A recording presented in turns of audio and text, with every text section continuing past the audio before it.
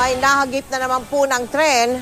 Patay ang biktimang kasambahay na namamalengke lamang malapit sa Riles. Ang mga istruktura daw kasi sa naturang lugar, sadya umanong takaw aksidente. Nakatutok si Salima Refran.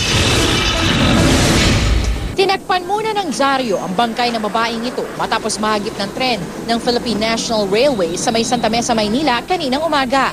Ang biktima, unang inakalang bata dahil sa liit ng kanyang pangangatawan.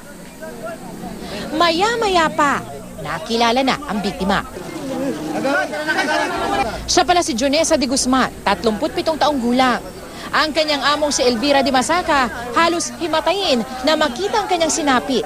Inutusan lang daw niya itong mamalengke. Kwento ng mga saksi, abala raw sa kanyang listahan ng mga bibilhin ng biktima. Ang kanyang biniling bigas, babalikan na lang daw niya.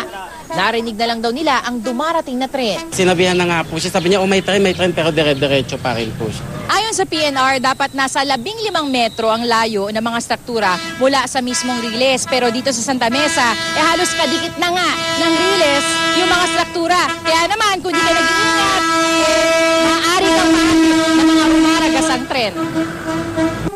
Nasa 40 kilometers per hour ang bilis ng mga tren ng PNR kapag bumabiyahe. Bumababa ito sa 20 to 10 kilometers per hour kapag kapalapitan ng stasyon at saka humihinto.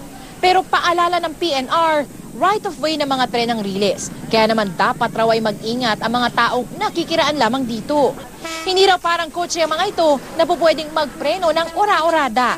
Kaya naman nakikiusap sila sa mga local government units ng kaunting tulong. Dapat sabihan nila na bawal tumira doon, bawal magtayo ron. As a matter of fact, bawal din magtanim dun sa malapit dun sa amin. Ang PNR, magbibigay naman ng kaunting tulong sa biktima. Salima Refran, nakatutok 24 oras.